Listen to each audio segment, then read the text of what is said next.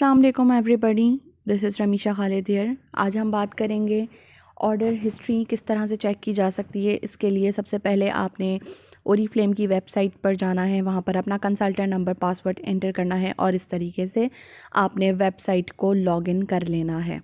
Website login होने के बाद आपके सामने ये विंडो पॉपअप होगी।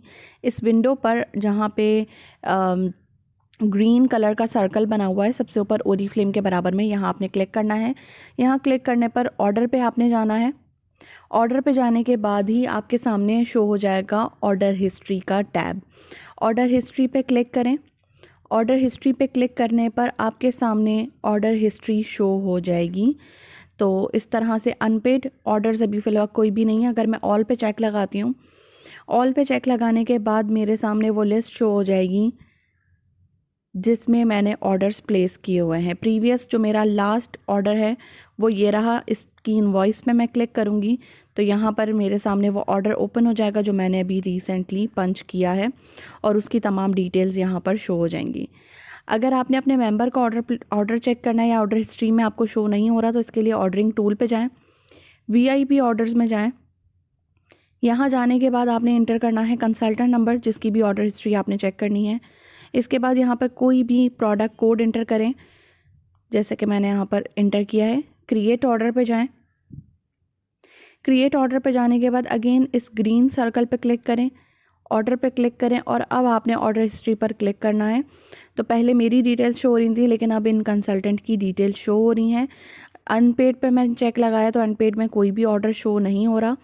ऑल पर मैंने चेक लगाया तो ऑल पे चेक लगाने के बाद अब मैं इनका ऑर्डर ओपन कर सकती हूँ और देख सकती हूँ इनके ऑर्डर में कौन कौन सी प्रोडक्ट्स ऐडेड हैं, कौन कौन सी चीज़ें इसमें ऐडेड हैं। तो इस तरह से आप भी चेक कर सकते हैं। अपनी ऑर्डर चेक करना हो या अपने मेंबर की ऑर्डर हिस्ट्री चेक करनी हो, अनपेड ऑर्डर की डिटेल चेक करनी हो या पेड ऑर्डर की डिटेल आपने निकालनी हो, इनवॉइस चेक करनी हो, तो उसके लिए आपको ऑर्डर हिस्ट्री ओपन करनी होगी जैसे कि मैंने आपको बताया।